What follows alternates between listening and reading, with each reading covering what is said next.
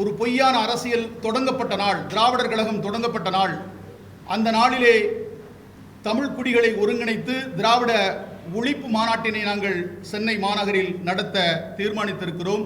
திராவிடம் என்கிற சொல் தமிழ் மொழியில் இல்லை, திராவிடம் என்று சொல்லக்கூடிய எவரும் தமிழர் இல்லை என்பதை நாங்கள் தொடர்ந்து பேரறிவிப்பு செய்து வருகிறோம். திராவிடம் என்கிற சொல் ஒரு சமஸ்கிருத சொல். இந்த திராவிடத்தை ஒழிக்காமல் மதுவை ஒருபோதும் ஒழிக்க முடியாது.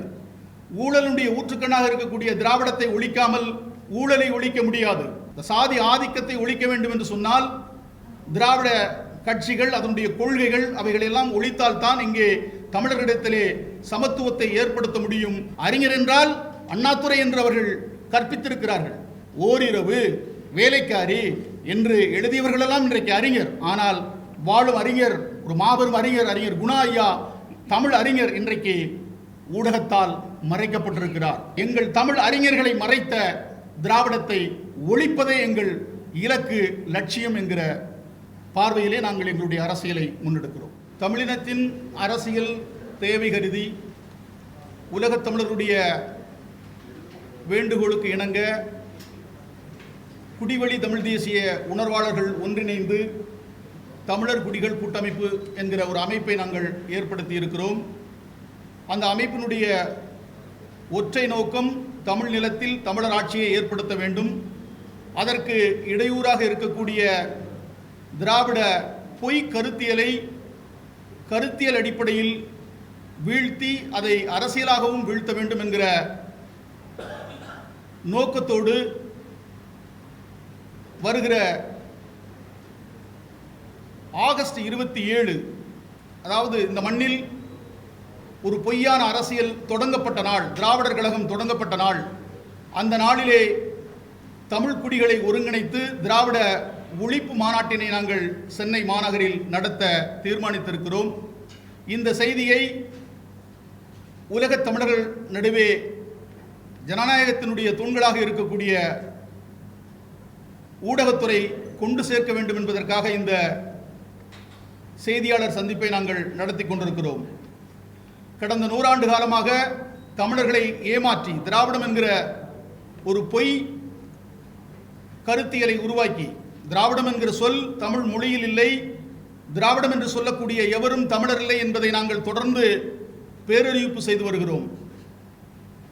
இருந்த போதிலும் இன்றைய காலகட்டத்தில் தமிழ் தேசிய அரசியல் விழிப்புணர்வு ஏற்பட்ட காலகட்டத்திலும் தமிழர்களை ஏமாற்றும் முகமாக தொடர்ந்து திராவிடம், திராவிட நாடு, திராவிடர், திராவிட மாடல் ஆட்சி என்று தமிழர் அல்லாதவர்கள் இங்கே தமிழர்களை ஏய்த்து வருகிற போக்குக்கு நாங்கள் ஒரு முற்றுப்புள்ளி வைக்க தமிழ் தேசிய பேரினத்தினுடைய அடுத்த தலைமுறை பிள்ளைகள் இன்றைக்கு நாங்கள் புறப்பட்டிருக்கிறோம். திராவிடம் என்கிற சொல் ஒரு சமஸ்கிருத சொல். அந்த சொல் தெற்கத்தி பிராமணர்களை குறிக்கக்கூடிய சொல்லாக இருக்கிறது. அதற்கு பயந்து ஓடிப்போன கோழைகள் என்று பொருள் சொல்லப்படுகிறது. இப்படி ஒரு சொல்லாடலை எடுத்துக்கொண்டு தமிழர் அல்லாதவர்கள் தமிழ்நாட்டிலே திராவிடம் என்கிற பெயரில் இயக்கம் தொடங்கி கட்சி நடத்தி ஆட்சி நடத்தி கொண்டிருக்கிறார்கள்.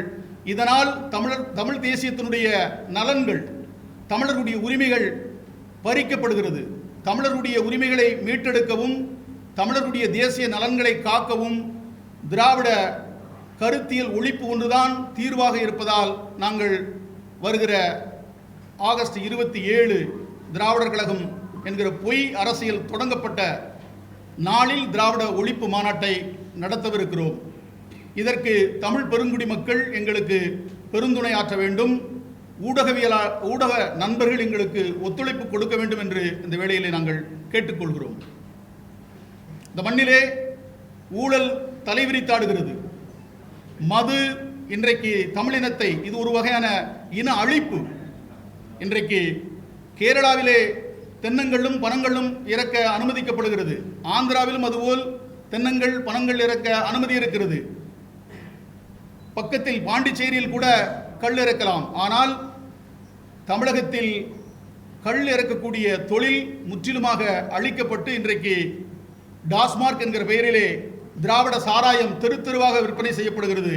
இதனால் தமிழினம் 300 ஆண்டுகள் வாழ்ந்த இந்த இனம் 200 ஆண்டுகள் வாழ்ந்ததாக வரலாற்றிலே சொல்லப்பட்ட இந்த இனம் எங்களுடைய தலைமுறையில் 120 130 வயதுக்கு நம்முடைய முன்னோர்கள் வாழ்ந்த வரலாற்றை நாம் பார்த்திருக்கிறோம். இன்றைக்கு 60 வயதுக்குள் கொலை செய்யப்படுகிறோம். இது ஒரு வகையான இன அழிப்பு என்பதை தமிழ்குடி உறவுகளுக்கு நாங்கள் பேரறிவிப்பு செய்யவிருக்கிறோம்.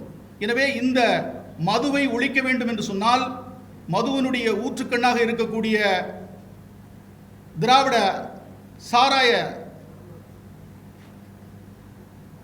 சாராயத்தினுடைய அந்த வடிகாலாக இருக்கக்கூடிய இந்த திராவிடத்தை ஒழிக்காமல் மதுவை ஒருபோதும் ஒழிக்க முடியாது. ஊழலுடைய ஊற்றுக்கண்ணாக இருக்கக்கூடிய திராவிடத்தை ஒழிக்காமல் ஊழலை ஒழிக்க முடியாது. சாதிய ஏற்றத்தாழ்வு, இன்றைக்கு சாதி ஒழிப்பு என்று பேசுகிறார்கள், அதில் எமக்கு எவ்வித உடன்பாடும் கிடையாது. சாதி ஆதிக்க ஒழிப்பு, இந்த சாதி ஆதிக்கத்தை ஒழிக்க வேண்டும் என்று சொன்னால் திராவிட கட்சிகள் அதனுடைய கொள்கைகள் அவைகளெல்லாம் ஒழித்தால்தான் இங்கே தமிழர்களிடத்திலே சமத்துவத்தை ஏற்படுத்த முடியும். அதற்கு ஒற்றை வழி அடையாளத்தோடு, பண்பாட்டு அடையாளத்தோடு குடிவழி தமிழ் தேசியம் என்பதே தீர்வு என்கிற இலக்கோடு தமிழர் குடிகள் கூட்டமைப்பு தமிழ் நிலத்தில் இந்த மண்ணுக்கான, இந்த மண் விடுதலைக்கான ஒரு புதிய அரசியலை தொடங்கவிருக்கிறது. அதனுடைய தொடக்கம்தான் திராவிட ஒழிப்பு மாநாடு.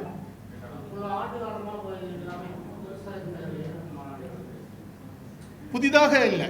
என்றைக்கு இங்கே தமிழினத்தை ஏய்ப்பதற்காக திராவிடம் என்கிற பெயரில் இயக்கம் தொடங்கினார்களோ அந்த காலம் தொட்டு எங்களுடைய முன்னோர்கள் ஐயா மாப்போசியிலிருந்து பலரும் இந்த கருத்தை எதிர்த்து வந்திருக்கிறார்கள். ஆனால் திராவிடம் ஒரு பூதகரமாக, ஒரு நிறுவன கட்டமைப்பாக கொள்ளையடித்து ஊதி பெருகி வனபலத்தாலும் படைபலத்தாலும் அரசியல் பலத்தாலும் தமிழர்களை இழவிட முடியாமல், மீளவிட முடியாமல் அழுத்தி கொண்டிருந்ததால் எங்களுடைய குரல் ஒலிக்கவில்லை. இன்றைக்கும் இந்த மெயின் ஸ்ட்ரீம் ஊடகம் என்று சொல்லக்கூடிய பெரிய தொலைக்காட்சிகள் எங்களை அழைத்து கருத்து கேட்பது இல்லவே இல்லை. சமூக வலைத்தளங்கள் வருகிற போதுதான் இது உண்மையான அரசியலை நாங்கள் இந்த உலகத்திற்கு சொல்வதற்கான வாய்ப்பே கிடைத்திருக்கிறது. அதனால் ஐயா மாப்போசி காலத்தில் இருந்து தொடர்ந்து தமிழர்கள் திராவிடத்தை எதிர்த்து வந்திருக்கிறோம். அண்ணன் அறிஞர் குணா பாவாணர் காலத்திலிருந்து திராவிடம் என்பதே தீது என்று ஐயா மொழிஞாயிறு உலக பேரறிஞர் நம் தமிழ் காவலர் பாவாணர் முழங்கி இருக்கிறார். எனவே அதன் தொடர்ச்சியாக அறிஞர் குணா இன்றைக்கும் பெங்காலூரில் வாழ்ந்து கொண்டிருக்கிறார், ஒரு மாபெரும் அறிஞர்.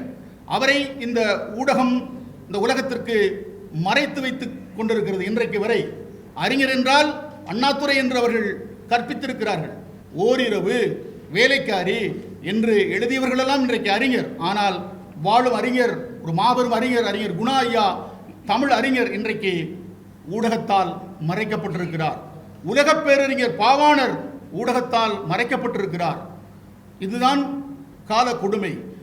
இதை மறைத்த எங்கள் தமிழ் அறிஞர்களை மறைத்த திராவிடத்தை ஒழிப்பதே எங்கள் இலக்கு, லட்சியம் என்கிற பார்வையிலே நாங்கள் எங்களுடைய அரசியலை முன்னெடுக்கிறோம்.